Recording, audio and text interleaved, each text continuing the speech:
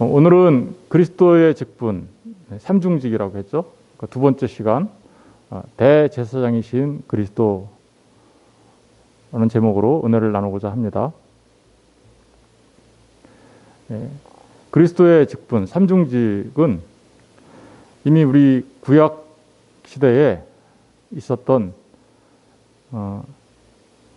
선지자, 제사장, 왕의 직분이 사실은 예수 그리스도를 예표하는 거였고, 그 선지자, 제사장, 왕의 직분을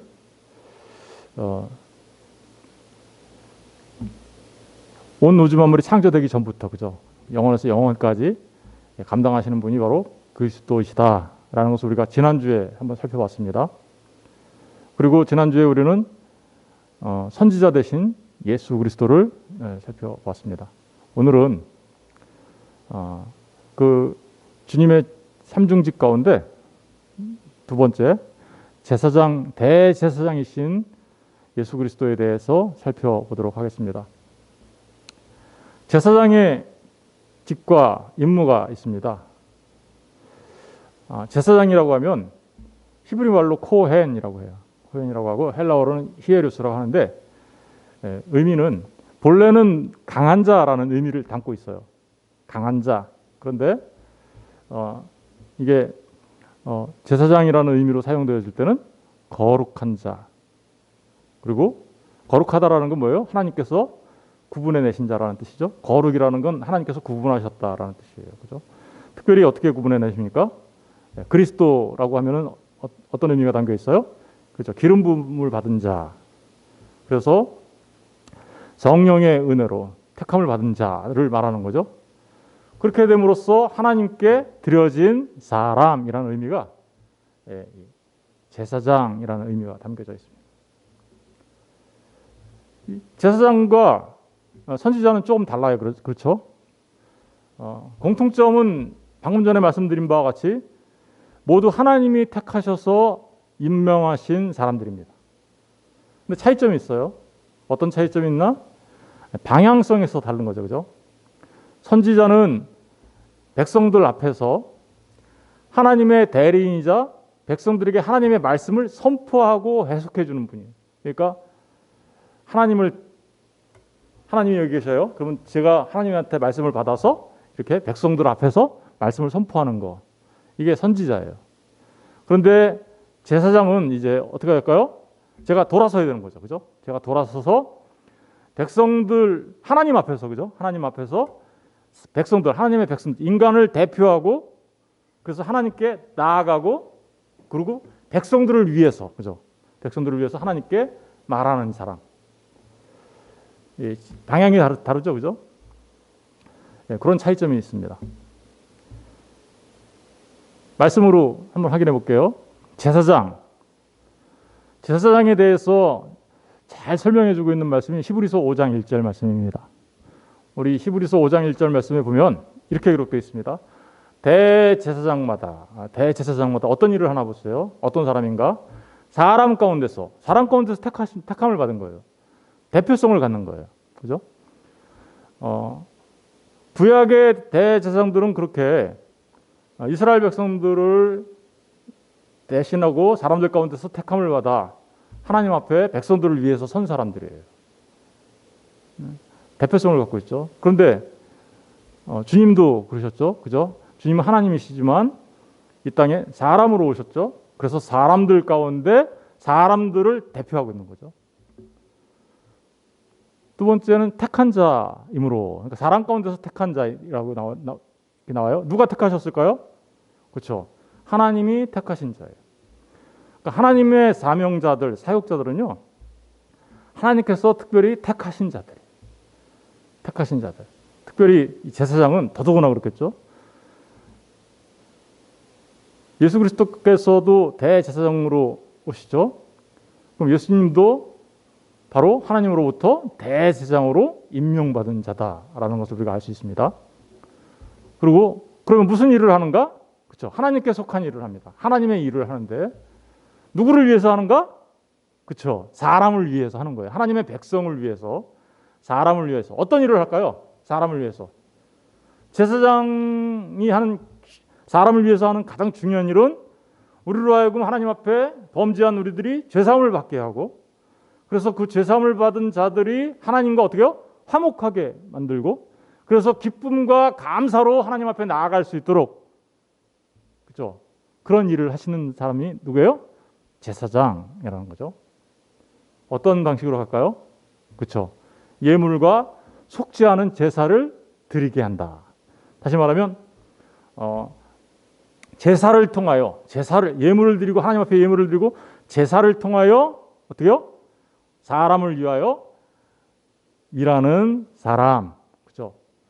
구약 성경에 보면, 레위기에 가서 보면 이 제사에 대해서 자세히 나와요. 그죠? 거기에 보면 5개의 제사가 있습니다. 먼저 번제, 두 번째 화목제, 세 번째 소제, 네 번째 속죄제, 다섯 번째 속건제, 이렇게 5개의 제사가 나오죠. 이 모든 5개의 제사를 통하여, 그렇죠, 죄사함 받게 하고 하나님과 화목하게 하고, 그렇죠, 그리고 늘 감사와 기쁨으로 살아갈 수 있도록 하는 것, 이게 바로 제사장들이 하는 일이었어요. 예수님의 십자가는 구약의 제사장들이 했던 그 모든 제사를 다 함축하고 있는, 그죠, 그런 제사였습니다. 예수님께서 그런 제사를 드림으로써 우리로 하여금 죄사함 받게 하고, 그죠, 하나님과 화목하게 하고, 그죠, 그리고 날마다의 삶 속에서 하나님 앞에 감사로 나갈 수 있도록 하신 것이죠. 하나님의 백성으로 살아갈 수 있도록 하신 거죠. 이게 바로 제사장이 하는 일입니다. 주님이 바로 그 제사장이셨어요. 대제사장이셨어요. 대제사장이신 예수 그리스도. 구약 성경에는요, 구약 성경이 굉장히 많이 나오지만 대표적인 말씀을 제가 꼭 대제사장과 관련된 말씀을 꼭 알아야 되는 말씀을 발췌해 왔는데, 우리 시편 110편 1절과 4절을 한번 읽어보겠습니다. 시작. 여호와께서 내 주에게 말씀하시기를, 내가 내 원수들로 내 발판이 되게 하기까지 너는 내 오른쪽에 앉아 있으라. 잠깐만요. 여기 보니까 여호와께서 내 주에게 말씀하기를, 여호와께서, 이건 아버지 하나님이죠. 내 주에게, 이 다윗이 쓴 시거든요. 그럼 여호와께서 내 주가 누굴까요? 그렇죠. 예수 그리스도를 말하는 거예요. 예수 그리스도께 말씀하시기를. 그러니까 성부 하나님이 성자 하나님에게 말씀하시기를, 이런 말이에요. 그죠? 내가 내 원수들로, 그러니까 아버지 하나님이 아들 하나님한테 얘기하네요. 내 원수들로 내 발판이 되게 하기까지, 그죠? 너는 내 오른쪽에 앉아 있어라. 뭐요? 통치하시는 예수 그리스도를 말하죠. 그죠? 주님께서 이 땅에 오셔서 성육신하시고 순환을 당하시고 십자가에 달려 죽으시고 장사되시고, 그리고 부활하시고 승천하시고, 그리고 어디 앉아 계세요? 오른편에 앉아 계시죠. 시편 110편 1절 말씀은 그야말로 예수 그리스도를 말하고 있는 거예요. 그런데 그 예수 그리스도에 대해서 4절에서 뭐라고 얘기하는지 한번 볼게요. 다 같이 4절을 읽어보겠습니다. 시작. 여호와는 맹세하고 변하지 아니하시리라. 이르시기를 너는 멜기세덱의 서열을 따라 영원한 제사장이라 하셨도다. 보세요. 예수님한테 하나님이 뭐라고 하고 있어요? 너는 멜기세덱의 서열을 따라, 멜기세덱의 반차를 따라, 이렇게 얘기했죠. 옛날에는 반차를 따라 영원한 제사장이다. 주님은요, 이미 다윗의 시를 통해서도 영원한 제사장이시다는 것을 확인할 수가 있는 것이죠. 스가랴서 6장 12절 13절에도 이렇게 기록하고 있습니다. 말하여 이르기를, 만군의 여호와께서 이같이 말씀하시되, 보라, 싹이라 이름하는 사람이, 여기 싹이라 이름하는 사람은 누구를 말하는 거냐면 예수 그리스도를 말하는 거예요. 스가랴 선지자가 사실은 스룹바벨과 여호수아, 스룹바벨, 그 이스라엘을 포로 귀환시킨 그 다윗의 후손 스룹바벨과, 그리고 여호수아, 대제사장 된 그 사람들에게 이렇게 말씀을 하는데, 그 사람들을 통해서 예수 그리스도를 예언하고 있어요. 그런데 거기서 예수 그리스도를 뭐라고 표현하고 있냐면 싹 혹은 순이라고도 표현하죠. 다른 싹이라고 하는데, 그 이름 아는 사람이 자기 곳에서 돋아나서 여호와의 전을 건축한다. 그렇죠. 이 스가랴 선지자가 바벨론 포로 시대 때 돌아왔던 이스라엘 백성들한테 성전을 건축하라고 얘기하면서 선포했던 하나님의 말씀이거든요. 그렇죠. 무너졌던 예루살렘 성전을 다시 재건하라고 하면서 활동했던 선지자 두 분이 있죠. 그분이 스가랴 선지자와 학개 선지자예요. 그러면서 여호와의 전을 건축하라고 하면서 얘기했는데 사실은 진짜 여호와의 전은 누가 건축한다고요? 싹이라는 분이 진짜 건축할 거야. 누구요? 예수 그리스도가 진짜 여호와의 전, 성전을 건축할 거야. 성전이 누구예요? 예수님을 통해서 교회, 그죠? 성전된 저와 여러분을 건축하게 될 거예요. 뭘로? 그렇죠? 예수님의 십자가의 사역을 통하여 진짜 성전이 건축될 거야라는 얘기를 지금 예표하고 예언하는 내용이에요. 그런데 13절, 그가 여호와의 전을 건축하고 영광도 얻고 그 자리에 앉아서 다스릴 것이요. 그러니까 예수님은 왕이라는 의미를 여기 담고 있어요. 다스린다. 그런데 동시에 또 뭐예요? 또 제사장이 자기 자리에 앉으리니. 제사장. 그러니까 수룹바벨과 여호수아, 수룹바벨은 왕의 역할을 하는 거고요. 여호수아는 대제사장 역할을 하는 구약 시대의 사람들인데 그 사람 두 사람이 다 예표했던 사람이 누구라는 거예요? 싹 대신 우리 주 예수 그리스도를 예표하고 있었다. 이렇게 지금 말하고 있는 겁니다. 구약 성경을 통해서 우리는 예수님이 대제사장이 되실 것을 분명히 알 수 있는 거죠. 대제사장이신 것을.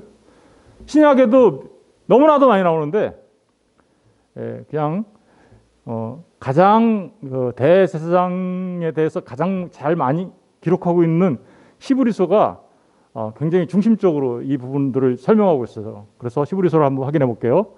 히브리서 6장 17절에서 20절까지 우리 다 같이 한번 읽어보겠습니다. 시작. 하나님은 약속을 기업으로 받는 자들에게 그 뜻이 변하지 아니함을 충분히 나타내시려고 그 일을 맹세로 보증하셨나니 이는 하나님이 거짓말을 하실 수 없는 이 두 가지 변하지 못할 사실로 말미암아 앞에 있는 소망을 얻으려고 피난처를 찾는 우리에게 큰 안위를 받게 하려 하심이라. 그러니까 하나님이 약속하셨어요.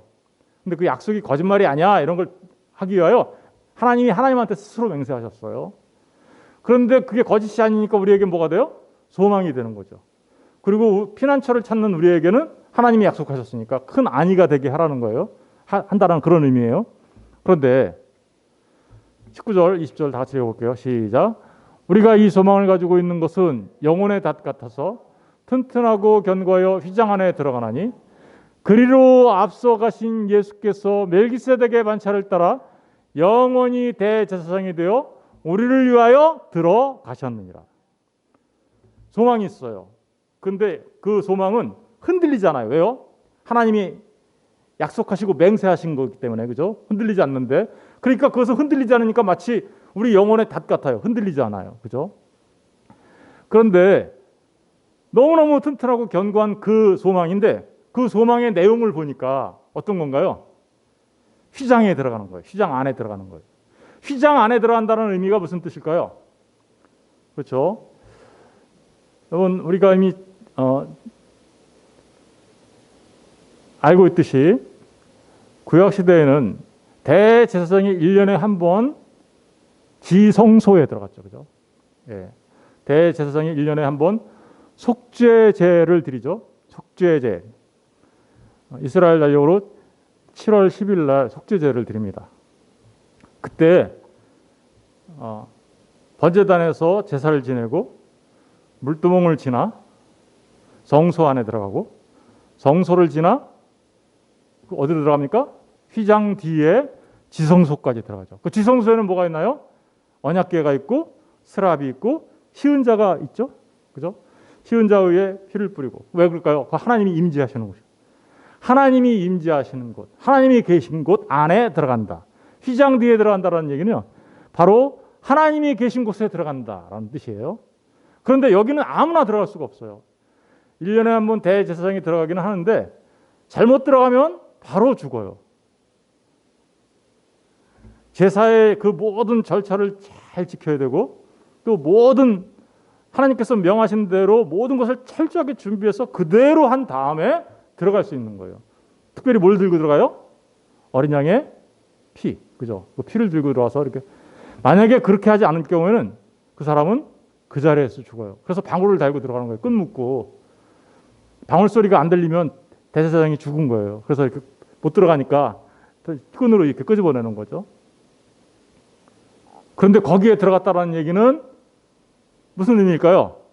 예, 하나님 대제사장 되신 그분이 하나님 앞에 들어갈 수 있는 길을 열어놓았다. 그 이리로 앞서가신 분이 누구라는 거예요?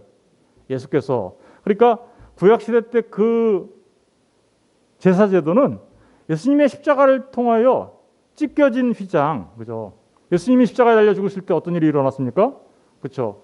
성소의 휘장이 하늘에서부터 아래로 쫙 찢어졌죠. 그러면서 그 휘장 사이로 길이 열렸죠. 그리로 앞서가신 예수께서 멜기세덱의 반차를 따라 영원히 뭐가 되셨대요? 영원한 대제사장이 되셨다.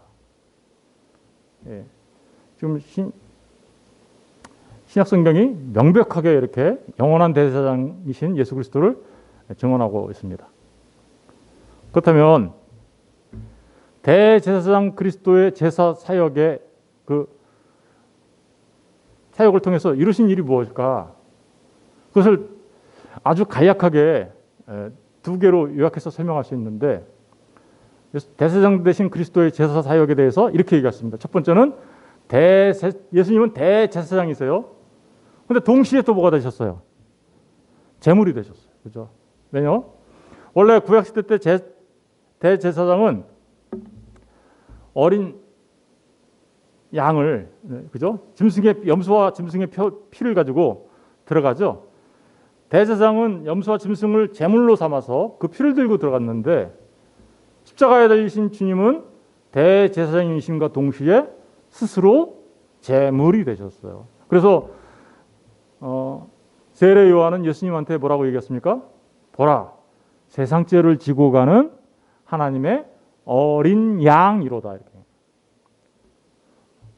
그리고 고린도전서 등에 보면 우리를 구원하신 게 어린 양 대신 예수 그리스도를 통해서 우리가 구원되었다라고 얘기합니다. 다시 말하면 예수님은 대제사장이심과 동시에 뭐가 되신 거예요? 희생 제물. 다시 저와 여러분을 살리시기 위한 희생 제물이 되셨어요. 두 번째로 그 일을 통해서, 그래서 예수님이 십자가에 달려 죽으실 때 대제사장으로서 또 제물이 되심으로써 죽으셨어요. 그 일을 통하여 무슨 일이 일어났나요? 그렇죠.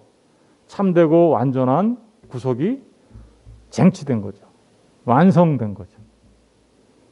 구약시대 때 드려졌던 그 제사제도는, 그렇죠? 여러 가지 제사제도가 있다고 했어요. 아까 번제, 화목제, 소제, 속죄제, 속건제 등 이게 5가지 제사가 있었는데, 그 모든 제사제도는 사실은 예수님의 십자가의 그림자였던 거예요. 그러니까 진짜 예수님의 십자가를 설명하기 위한, 저와 여러분이 예수님의 십자가를 알아먹으라고, 그죠? 시청각 자료를 통해서 우리에게 설명해 주신 거죠. 하나님이. 그림자였어요. 그것은 완전한 구속을 하지 못했어요. 사실은 그 짐승의 피로, 그죠? 양과 염소의 피로 한 거는. 그런데 예수님의 십자가의 피로 드린 그 제사는 참되고 완전한 구속을 완전히 쟁취하시고 성취하시게 된 것이다 라고 말할 수 있습니다. 우리 확인해 보겠습니다. 히브리서 9장 9절로 12절 보니까 이 장막은 현재까지 비유니, 그렇죠? 그 성막에서 드린, 구약시대 때 드렸던 그 장막에서 드린 것은 비유래요. 비유니 이에 따라 드리는 예물과 제사는 섬기는 자를 그 양심상 온전하게 할 수 없나니. 그러니까 구약시대 때 드렸던 것은 사실은 우리를 양심 온전하게 만들어줄 수 없는 거였어. 이런 것은 먹고 마시는 것과 여러 가지 씻는 것과 함께, 율법의 정결 예식이죠. 그냥 육체의 예법일 뿐이야. 그것은 잠시 잠깐 개혁할 때까지 맡겨놓은 거야. 개혁할 때까지가 언제일까요? 그러니까 언제 개혁된 거예요? 그렇죠. 예수님의 십자가로 그 모든 것들이 개혁된 거죠. 그러니까 이 모든 것들은 이 십자가를 설명하기 위하여 잠시 잠깐 비유였다. 그러면서 얘기하는 거예요. 예. 그런데 그 개혁이 진짜 일어났죠. 언제 일어났습니까? 그리스도께서는 장래 좋은 일의 대제사장으로 오사, 그죠? 손으로 짓지 아니하는 것. 손으로 진 건 구약시대 때 그 성막으로 진 게 손으로 진 거잖아요. 모세가, 그죠? 그런데 손으로 짓지 아니한 것, 곧 이 창조에 속하지 아니하에 따라요 더 크고 온전한 장막으로 말미암아. 그러니까 무슨 장막이에요? 이거는 하늘 장막, 하늘 성소에서 드린 거죠. 염소와 송아지의 피로 하지 아니하고, 그렇죠? 염소와 송아지의 피로 한 것이 아니라 오직 자기의 피로. 무슨 속죄를 이뤘어요? 그때 염소와 송아지의 피로 한 것은 1년에 한 번씩 계속했어요. 그런데 예수님이 하신 이 속죄 제사는, 이 제사는 오직 자기의 피로 드린 제사는 어떤 제사예요? 영원한 속죄 제사예요. 그래서 단번에 성소에 들어가셨다. 단번에 성소에 들어가셨다라는 것은 여기서 말하는 성소는 지성소를 말하는 거예요. 어딜 말하는 거예요? 지성소. 우리 한국어 번역에는 성소라고 돼 있어서 약간 오해의 소지가 있는데 영어 성경을 보면 명확하게 나와요.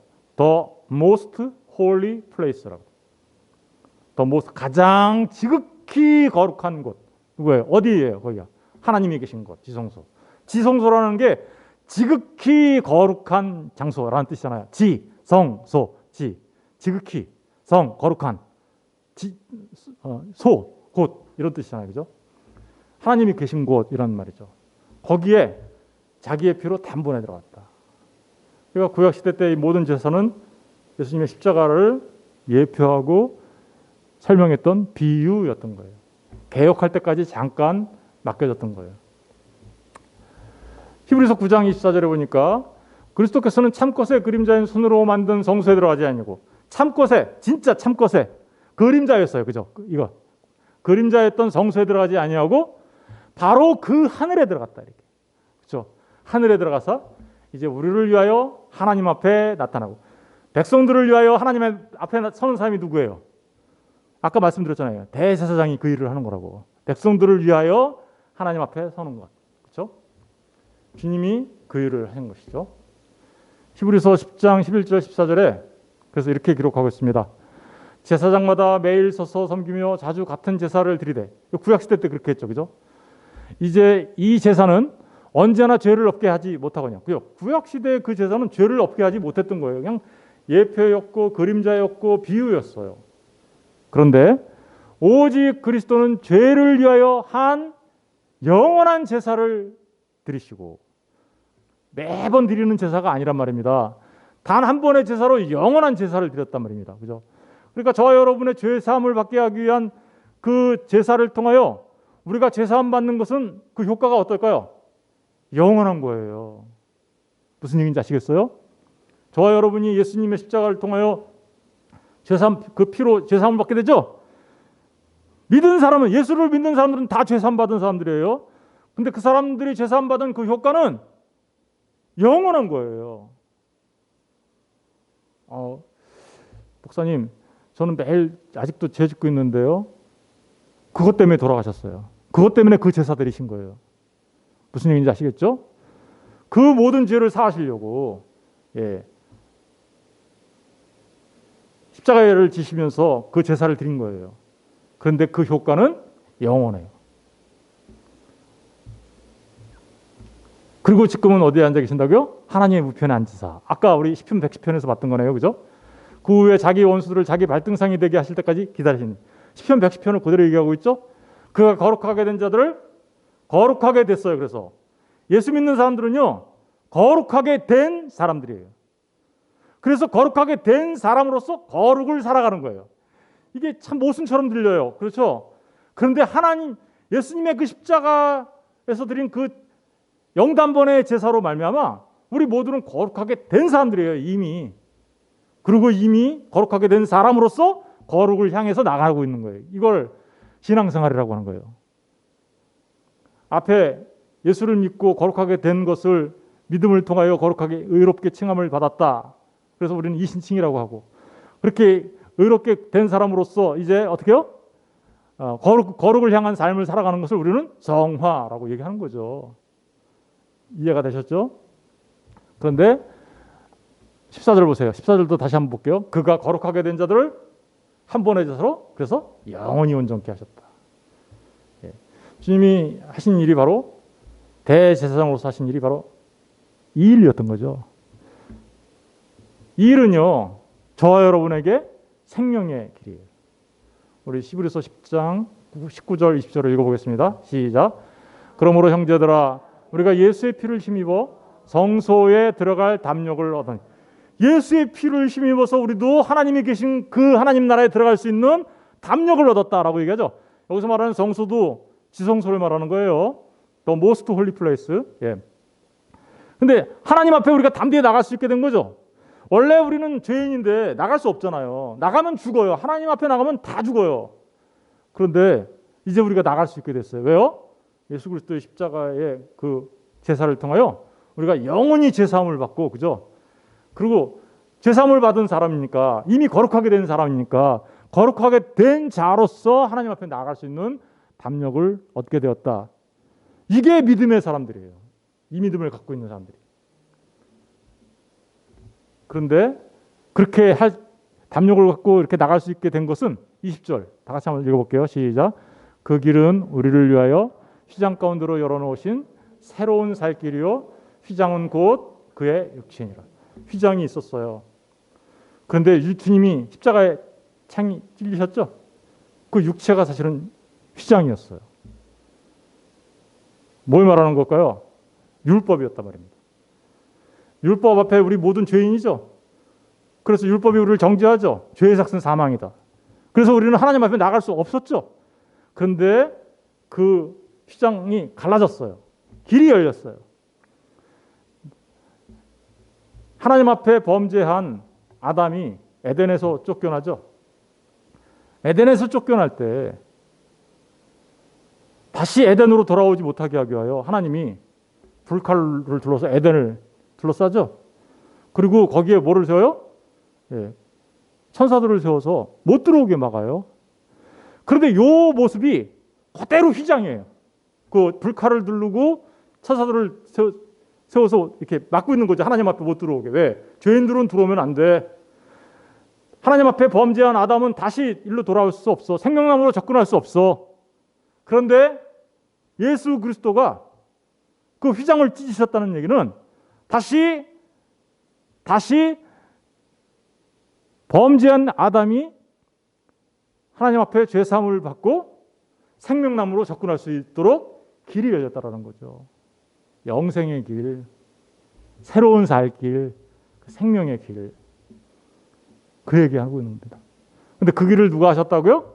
대제사장 되신 우리 주 예수 그리스도가 그렇게 하셨다라고 말하고 있는 것입니다. 그렇습니다. 대제사장 되신 예수님은 저와 여러분을 위하여 그렇게 완전한 구속을 쟁취하시고 성취하신 것입니다. 그런데 이 대제사장 되신 예수 그리스도는 십자가에 달리실 때만 대제사장이었던 것은 아닙니다. 주님은 영원에서 영원까지 대제사장이세요. 히브리서 5장 6절을 읽어볼게요. 다 같이 시작. 또한 이와 같이 다른 데서 말씀하시되 내가 영원히 멜기세덱의 반차를 따르는 제사장이라. 영원히 멜기세덱의 반차를 따르는 제사장이라. 영원한 제사장이라는 거죠. 영원한 제사장이라는 얘기는 제사장 아닐 때가 없었다. 지금도 그러면 어떻다는 거예요? 지금도 대제사장이시라는 거예요. 어떤 사람들은 잠깐 십자가에 달려 죽을 때만 대제사장이었다고 얘기하는 사람들이 잘못 생각하는 겁니다. 영원한 대제사장이십니다. 히브리서 7장 14절 볼게요. 자꾸만 여기 멜기세덱의 반차를 따라서라는 말이 계속 나오죠. 그럼 멜기세덱이 도대체 누구야? 우리 한번 살펴봐야 되겠죠. 잠깐. 예. 히브리서 7장 1절과 3절을 읽어볼게요. 시작. 이 멜기세덱은 살렘 왕이요 즉히 높으신 하나님의 제사장이라. 여러 왕을 쳐서 죽이고 돌아오는 아브라함을 만나 복을 비냐. 멜기세덱이 살렘의 왕으로서 여러 왕을 치고 아브라함이 그 가나안 전쟁이 일어났을 때 롯이 조카가 잡혀가죠. 그래서 가설들을 군대로 편성해가지고 가서 쫓아와서 전쟁에서 승리하고 돌아오죠. 그 승리하고 돌아올 때 누구를 만났냐면요, 멜기세덱을 만났어요. 그 멜기세덱을 만났는데 그 멜기세덱은 누구였냐면 살렘 왕이었어요. 근데 그 살렘 왕이 여러 왕을 쳐서 죽이고 돌아오는 아브라함을 만나서 복을 빌어줬는데 그때 아브라함이 모든 것의 10분의 1, 다시 말하면 11조를 그에게 나누어 주었어요. 11조를 주었어요. 왜요? 멜기세덱이 아브라함을 축복해 주었기 때문에. 그런데 그 멜기세덱이 누군가 좀 더 자세히 볼게요. 살렘 왕. 살렘 왕이라는 것은 샬롬에서 나온 거예요. 살렘. 평강의 왕이라는 의미가 담겨 있죠. 근데 그 이름을 해석하면 먼저는 의의 왕. 그 다음은 뭐예요? 살렘 왕이니 곧 평강의 왕이다. 누구 말하는 거예요, 이거? 어떤 사람들은 멜기세덱과 예수님은 다른 두 분은 같은 분이 아니다라고 얘기하는 분들도 있고, 아니야 같은 분이야라고 얘기하는. 멜기세덱은 예수님을 보여주기 위한 예표된 분이긴 하지만 사실은 예수님 자체를 말하는 거야라고 말하는 분들도 있어요. 그런데 보니까 진짜 의의 왕은 누구세요? 예수님이시잖아요. 평강의 왕은 누구세요? 예수님이시잖아요. 멜기세덱의 반차를 쫓아왔다는 그 얘기는 사실은 예수님이 의의 왕이시고 평강의 왕이신 그분이 대제사장이 되었다라는 의미예요. 무슨 얘기인지 아시겠죠? 보세요. 멜기세덱은 어떤 분인가? 아버지도 없고 어머니도 없어. 족보도 없고 시작한 날도 없고 생명의 끝도 없어. 뭐예요? 나는 스스로 존재하는 자.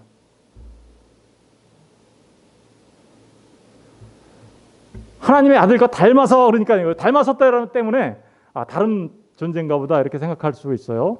뭐 그렇게 생각해도 무방합니다만 사실은 예수님 자신을 설명하고 있는 거죠. 예수님 자신을 설명하고 있는 겁니다. 하나님의 아들을 닮아서 항상 제사장으로 있다. 항상 제사장으로 있는 분이 누구예요? 예수님이시죠.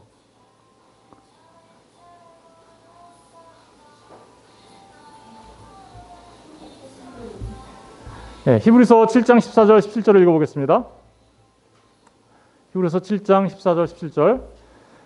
우리 주께서는 유다로부터 나신 것이 분명하도다. 우리 예수님은 지파가 무슨 지파예요? 유다 지파죠. 다윗의 후손이니까. 그럼 유다 지파는 제사장이 될 수 있어요, 없어요? 원래 제사장 지파는 무슨 지파여야 돼요? 레위 지파여야 되죠, 그죠?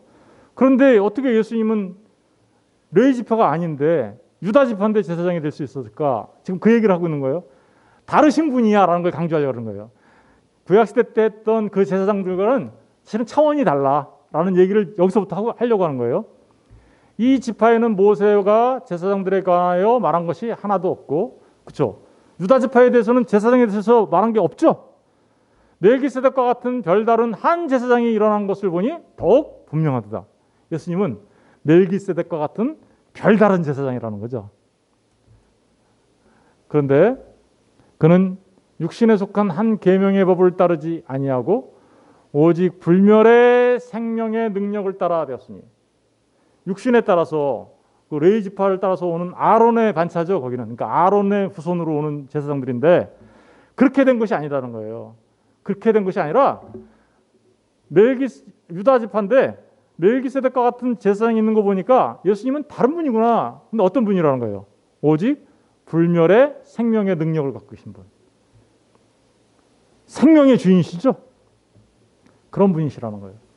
증언하기를 내가 영원히 그래서 멜기세덱의 반차를 따르는 제사장이다. 차원이 다른 제사장이다 라는 것을 말하고 있죠.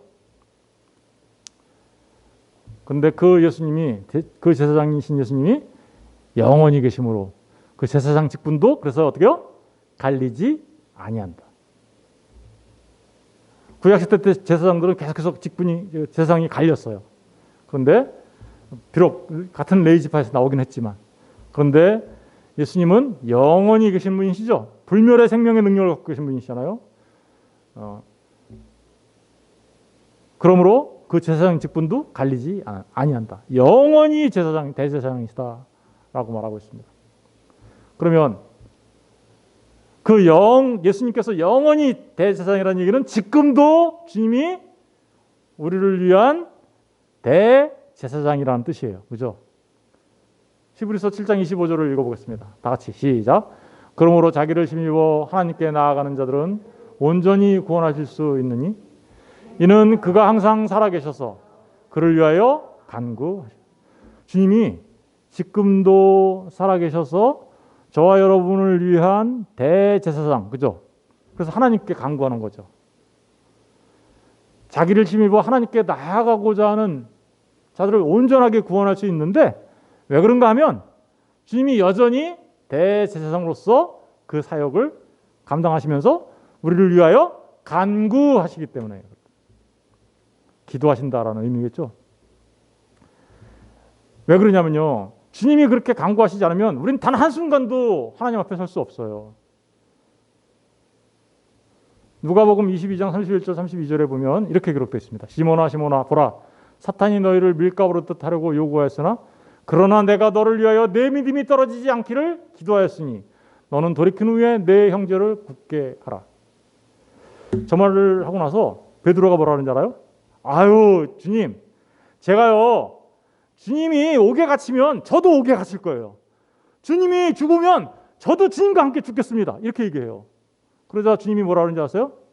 베드로야 네가 새벽닭 울기 전에 나를 3번 부인할 거야. 왜 그런지 알아? 사탄이 너를 밀가루로 타려고 하거든.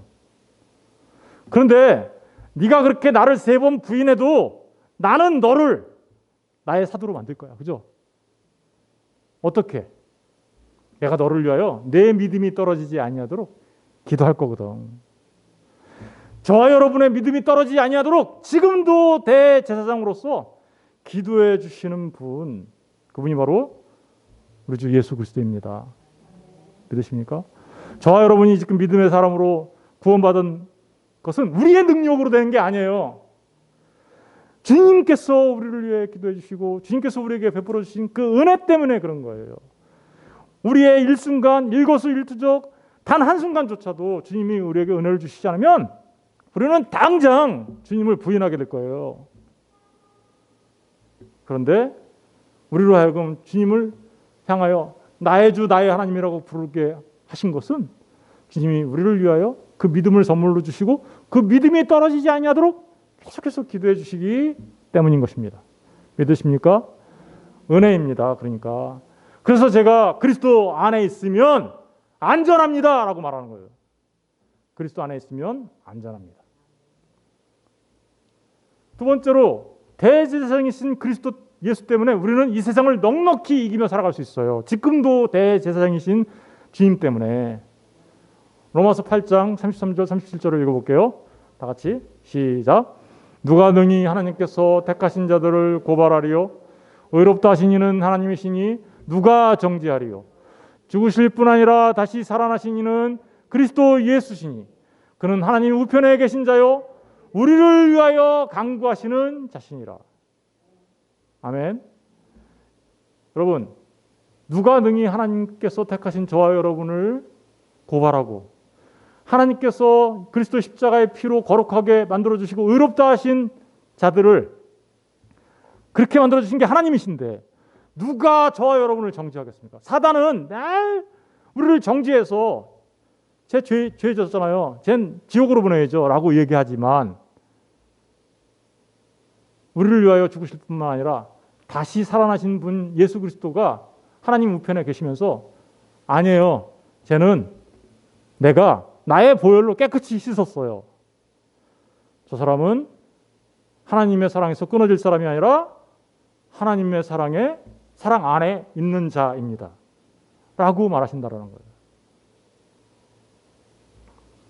그래서 이렇게 얘기하고 있죠. 누가 우리를 그리스도의 사랑에서 끊으려? 그리스도의 사랑에서 끊을 수 있는 게 없어! 라고 얘기하는 거죠. 환난이나 곤고나 박해나 기근이나 적신이나 위험이나 칼이라 이런 모든 것들조차도 하나님의 그리스도의 사랑에서 우리를 끊어낼 수 없어. 기록된 바 우리가 종일 주를 위하여 죽임을 당하게 되며 도살당할 양같이 여김을 받았나이다 함과 같으니라. 그리스도 예수를 믿는 사람들은 이 광야 인생길을 가면서 여러 가지 어려운 일과 환난과 역경을 겪게 되지만 그런 환난과 역경이 우리를 그리스도의 사랑에서 끊어낼 수 없어. 여러 어려움이 있어. 그래, 코로나19가 우리를 죽일 것처럼 달라들고 우리의 신앙을 망가뜨릴 것처럼 하지만 그것조차도 하나님의 사랑에서, 그리스도의 사랑에서 끊어낼 수 없어.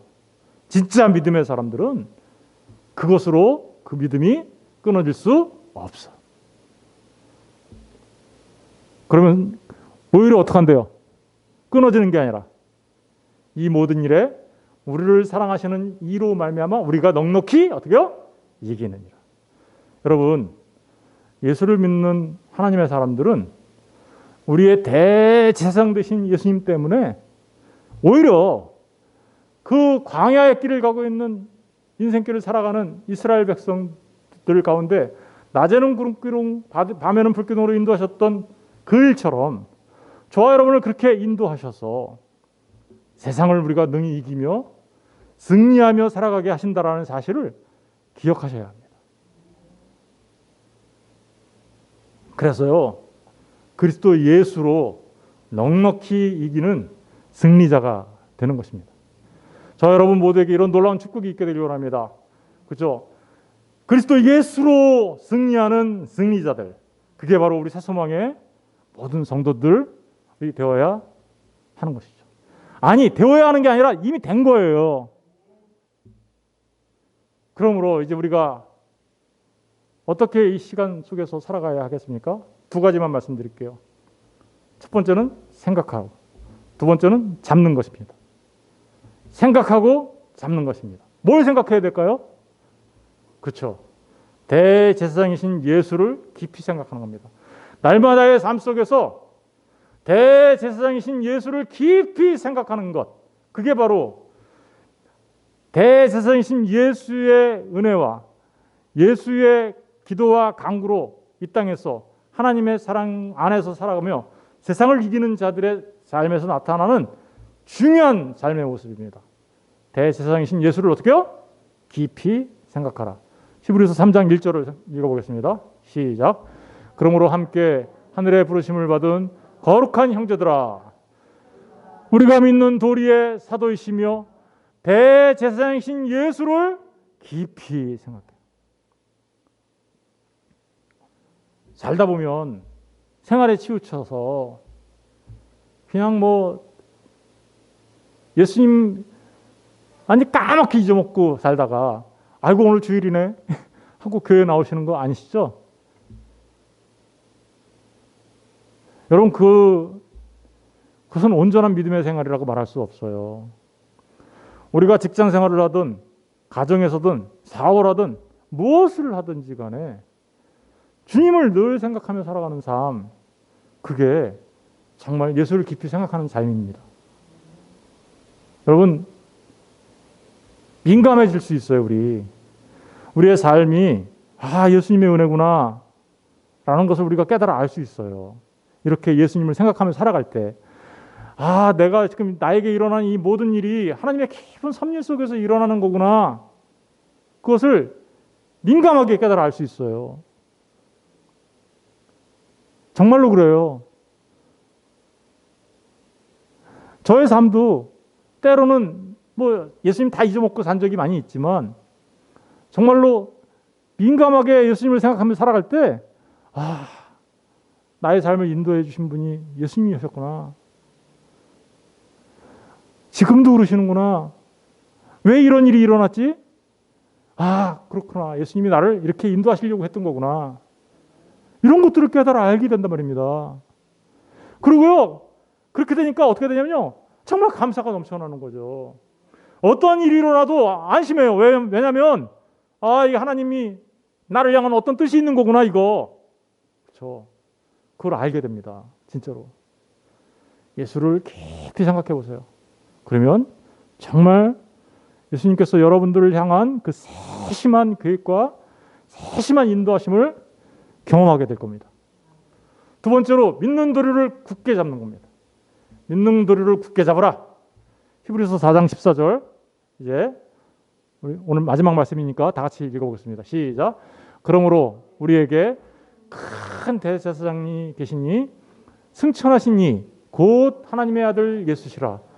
우리가 믿는 도리를 굳게 잡을지어다. 뭘 믿어요, 여러분?